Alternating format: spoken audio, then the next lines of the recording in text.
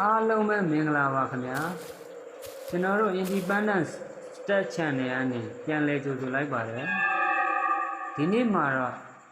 ဘောရဲ့ဖြတ်တန်းမှုတွေကြားထဲမှာစိတ်မောလူမောဖြစ်ပြီးသူတစ်ပါးနဲ့နှိုင်းယှဉ်ကအားငယ်နေမိတဲ့သူတွေအတွက်တွေးတောဆင်ခြင်စရာခွန်အားပေးစာစုလေးတစ်ခုကိုမျှဝေပေးချင်ပါတယ်ဗျာကျွန်တော်တို့လူတွေဟာအတက်အရွယ်တစ်ခုရောက်လာတဲ့အခါပတ်ဝန်းကျင်ကကိုယ်တက်တူရွယ်သူတွေကိုငေးကြည့်ပြီးသူတွေကတော့အောင်မြင်နေကြပြီငါကတော့ဘာမှဖြစ်မလာသေးဘူးဆိုပြီး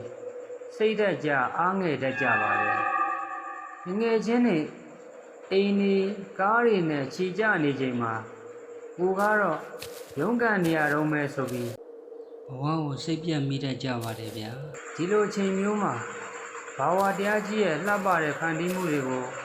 တစ်ချက်လောက်တတိထားကြည့်လိုက်ပါဦးဗျာဇန်နဝါရီလလို့ဆောင်းတွင်းအေးအေးမှာပွင့်တဲ့ချယ်ရီပန်းတွေရှိတယ်လို့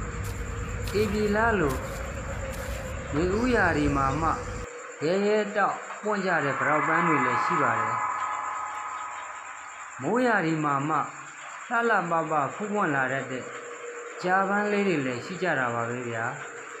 အဲ့ဒီပန်းတွေဟာမြေကြီးတစ်ပြင်ထဲမှာပေါက်ရောက်ပြီးနေအောင်ကြီးနဲ့ရေကိုတူရကြပေမဲ့သူတို့ပွင့်မဲ့ချိန်ခါကတော့လုံးဝမတူကြပါဘူးဒါပေမဲ့ဘယ်ပန်းကပူလာတယ်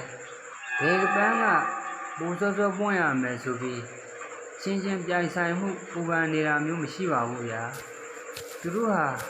ကိုယ့်ချိန်ရောက်လာတဲ့ခါမှာတော့အလှဆုံးနဲ့ဆွဲဆောင်ဆုံးပုံစံအတိုင်းဝေစာစွာပွင့်လန်းလာကြတာဖြစ်ပါတယ်ဗျာကျွန်တော်တို့လူဘဝတွေလည်းဒီတိုင်းပါပဲဗျာတယောက်ချင်းစီမှာမတူညီတဲ့ဘဝနောက်ခံတွေမတူညီတဲ့ကံကြမ္မာတွေနဲ့ကိုယ်စီပွင့်လန်းရမယ်ချိန်ခါတွေတီးတန့်ရှိကြပါတယ်တင့်ငယ်ချင်းကအသက်25နှစ်မှာအောင်မြင်သွားနိုင်တယ်လို့တင်ကတော့အသက်35နှစ်ဒါမှမဟုတ်40ကျမှပို့ပြီးအောင်မြင်ကြီးပွားလာတာမျိုးဖြစ်နိုင်ပါတယ်ဗျာစောစောပွင့်တဲ့ပန်းကစောစောကျွေးတတ်တယ်လို့နောက်မှပွင့်တဲ့ပန်းကပို့ပြီးခိုင်မာရင့်ကျက်တတ်ကြပါတယ်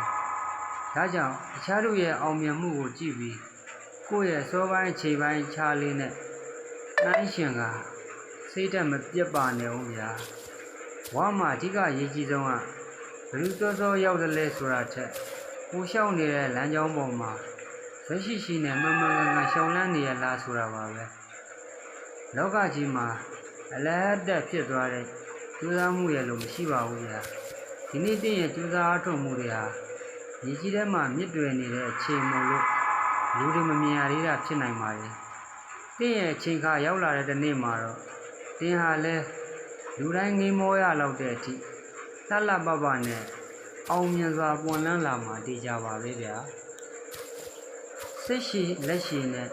ကိုယုံကြည်မှုအပြည့်ထားရှိပါပြန်လဲပွင့်လန်းလာမယ်တင့်ရဲ့အလှဆုံးနေ့ရက်တွေအတွက်ဒီနေ့ပဲဇဲမလျှော်တမ်းရှေ့ဆက်ခြေလန်းလိုက်ပါဗျာအားလုံးကိုကျေးဇူးတင်ပါတယ်ဗျာ